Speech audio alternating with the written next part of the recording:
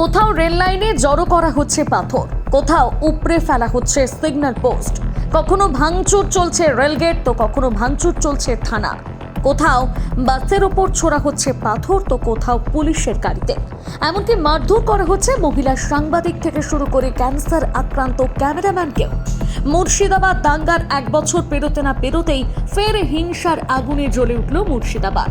Plan ছিল 2020 train জ্বালানোর মতোই রেল স্টেশন জ্বালিয়ে দেওয়া, কিন্তু ঠিক কী কারণে হঠাৎ করে অশান্ত হয়ে উঠল মুর্শিদাবাদ? সত্যি কি পরিযায়ী শ্রমিকের মৃত্যু নাকি অন্য কিছু? কার ষড়যন্ত্রে আবার অশান্ত হয়ে উঠল মুর্শিদাবাদ? অশান্ত বেলডাঙ্গার আসল মাস্টারমাইন্ডকে কেনই বা তাকে ধরতে পারছে না বাংলার পুলিশ? আর বারবার মুর্শিদাবাদে কেন হয় এমন ধরনের হিংসা? আজ ইন্ডিয়া হুড ডিকোডে আমরা তুলে ধরবো এমন কিছু তথ্য, এমন কিছু সত্য যা আপনাদের সামনে আনছে না বাংলার বেশ কিছু মেইনস্ট্রিম মিডিয়া। তাই শেষ পর্যন্ত ভিডিওটি দেখুন। আর আপনি যদি আমাদের চ্যানেলটিকে এখনো পর্যন্ত সাবস্ক্রাইব না করে থাকেন তাহলে ঝটপট ক্লিক করে ফেলুন সাবস্ক্রাইব বাটনে আর টিপে দিন বেল আইকনটি। দিনটা 16ই জানুয়ারি। হঠাৎ করে খবরের শিরোনামে আসে বেলডাঙ্গা। হিংসার খবর কভার করতে গিয়ে আক্রান্ত হন এক মহিলা সাংবাদিক। কিন্তু এই হিংসার আসল সূত্রপাত হয় একদিন আগে, ঠিক 15ই জানুয়ারি। স্থান মুর্শিদাবাদের ফারাক্কার বিডি অফিস। প্রতিদিনের মতোই সেদিনও চলছিল এসআইআর এর প্রক্রিয়া। সেই প্রক্রিয়া শেষ হতেই তৃণমূল বিধায়ক শেখ মনিরুল ইসলামের নেতৃত্বে একদল বিক্ষোভকারী বিডি অফিসের সামনে জড়ো হন। আমার 7টা ছেলে আছে না 9টা ছেলে আছে, তোমার দেখার কি আছে? তোমার দেখার কি আছে নির্বাচন কমিশনার? আর আচমকা অফিসের ভিতরে ঢুকে সাধারণ মানুষকে অফিস থেকে বার করে দিয়ে চালানো হয় ব্যাপক ভাঙচুর। কিন্তু এই ঘটনা নিয়ে ফারাক্কা থানায় এফআইআর দায়ের হলেও সেখানে মূল অভিযুক্ত মনিরুলের নাম থাকে না। অন্যদিকে মনিরুল এসআইআর এর শুনানি নিয়ে বলেন, রামের নাম শুনলে কাজ হচ্ছে আর রহিমের নাম শুনলে 14 গোষ্ঠীর খতিয়ান চাওয়া হচ্ছে। এই দ্বিচারিতা চলবে না। মানুষের অধিকারের লড়াইয়ে গুলি খেতে হলে আমি প্রথম খাবো। আমি আমার বাপের নাম বললাম না, তখন উনি বলছেন আপনার কিছু লাগবে না। আর রহিমের যখন নাম শুনছে তখন 14 গোষ্ঠীর ওর খতিয়ান চাইছে। এরপর 16ই জানুয়ারি ফের অশান্ত হয়ে ওঠে মুর্শিদাবাদ। কারণ 30 বছর বয়সী আলাউদ্দিন শেখ নামে বেলডাঙ্গার একজন বাসিন্দার ঝুলন্ত দেহ উদ্ধার হয়েছে ঝাড়খণ্ডে। জানিয়ে গ্রামবাসীদের দাবি, যুবককে পিটিয়ে খুন করার পর তার দেহ ঘরে ঝুলিয়ে দেওয়া হয়েছে।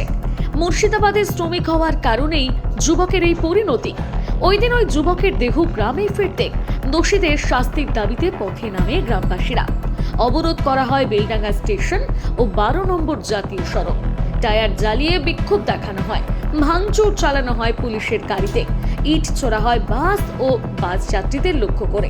ছোড়া ইটের ঘায়ে জখম হন অন্তত 12 জন। ভোগান্তির শিকার হয় অনেকেই। এরপর খবর সংগ্রহ করতে গেলে মারধর করা হয় জি 24 ঘন্টার সাংবাদিক সোমা মাইতিকে।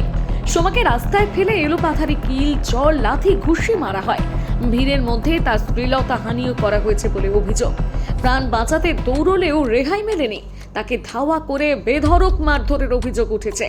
মারধর করা হয় তার ক্যামেরা পার্সনকেও, যিনি আবার ক্যান্সারের রোগী। এছাড়াও এই ঘটনায় বিভিন্ন সংবাদ মাধ্যমের আরও অন্তত 12 জন কর্মী আহত হন। কিন্তু একবার ভেবে দেখুন, বাঙালি পরিযায়ী শ্রমিকের হেনস্থা এই প্রথম না। মৃত্যু মানেই সেটা দুঃখের, এই নিয়ে ক্ষোভ হওয়াটা স্বাভাবিক।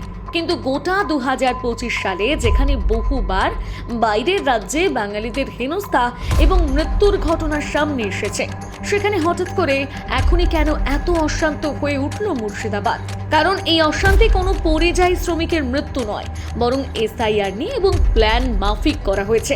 কি অবাক হচ্ছেন? একথার ইঙ্গিত দিয়েছেন খোদ রাজ্যের মুখ্যমন্ত্রী মমতা বন্দ্যোপাধ্যায়। তিনি উত্তরবঙ্গে যাওয়ার আগে দুবার বেলডাঙ্গার পরিস্থিতি নিয়ে কথা বলা শুরু করেন, কিন্তু তা শেষ হয় এসআইআর নিয়ে।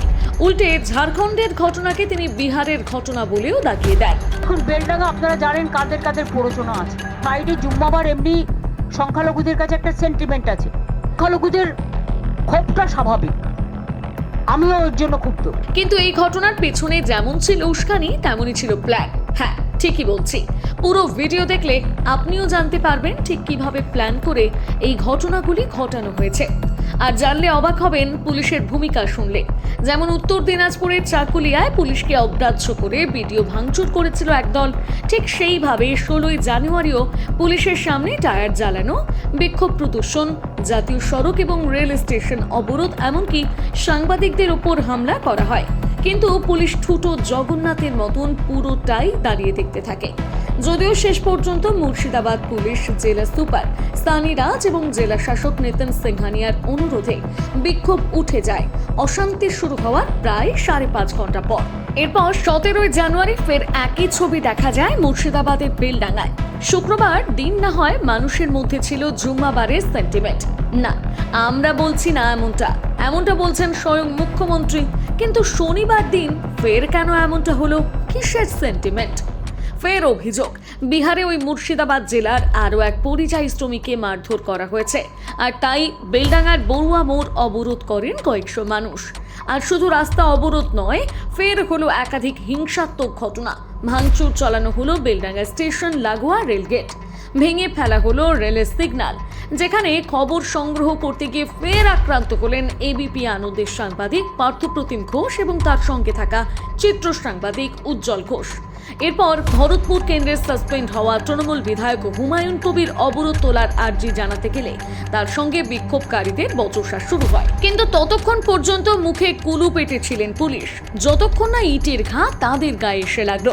মনে আছে মমতা বন্দ্যোপাধ্যায় একবার বলেছিলেন, যে গরু দুধ দেয় তার লাথিও খেতে হয়। কিন্তু পুলিশ হয়তো সেই লাথি খেতে প্রস্তুত ছিল না, তাই পুলিশের দিকে লক্ষ্য করে ইট পাথর ছোড়া হতেই লাঠিচার্জ শুরু করে পুলিশ। গোটা এলাকা জুড়ে শুরু হয় ব্যাপক ধরপাকড়, আর বিএফ আসতেই মূলত সক্রিয়তা বাড়ে পুলিশের। এই ঘটনা এখনো পর্যন্ত 36 জনকে আটক করা হয়েছে। কিন্তু মুর্শিদাবাদের পুলিশ জেলা সুপার সানি রাজ মিডিয়ার উদ্দেশ্যে বলেন, প্রশ্ন করার আগে মানুষের সেন্টিমেন্ট বুঝে প্রশ্ন করুন। যদিও এরপর 7 নম্বর ফর্ম জমা নিয়ে মুর্শিদাবাদের লালবাগে তৃণমূল বিজেপির মধ্যে তুমুল সংঘর্ষ বাধে 19 জানুয়ারি। সেখানে ফের নওদায় রাজ্য সড়ক অবরোধ হয়। এরপর বেলডাঙ্গার এই অশান্তি পরিস্থিতি নিয়ে হাইকোর্টে 2টি জনস্বার্থ মামলা দায়ের করা হয়।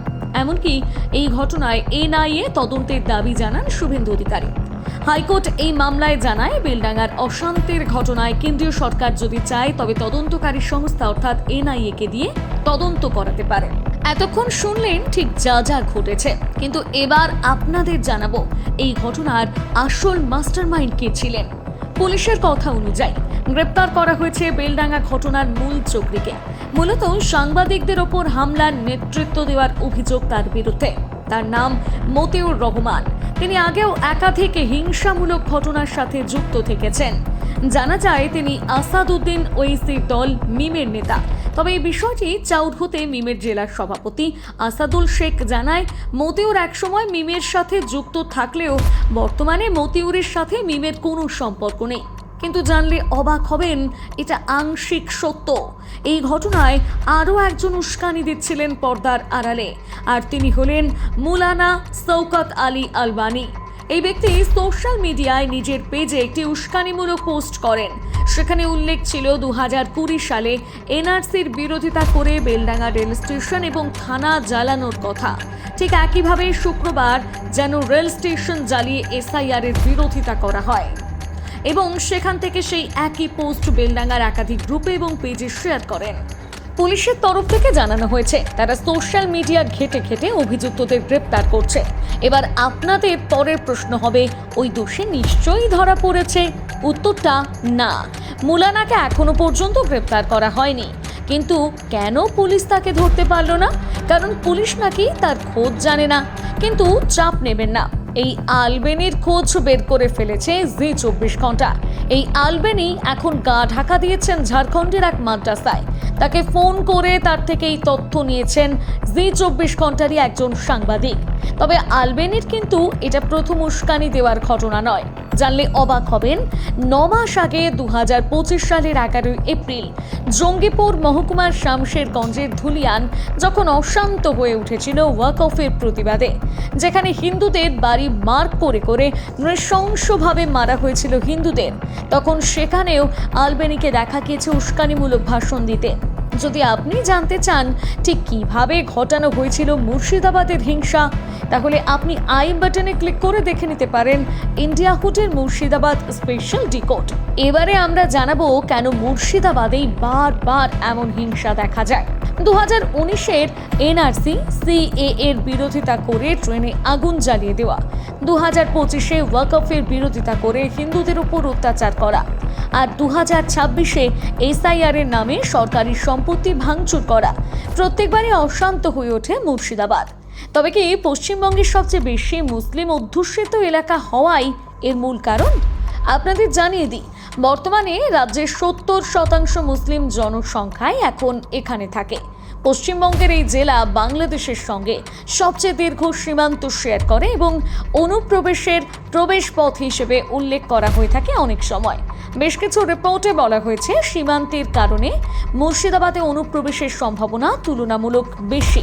তাই শুধু কি মুসলিম অধ্যুষিত এলাকা হওয়াই কি এই হিংস্রর মূল কারণ, নাকি এর পেছনে রয়েছে সংখ্যালঘু তোষণের রাজনীতি? কমেন্টে জানাতে ভুলবেন না আপনার মতামত।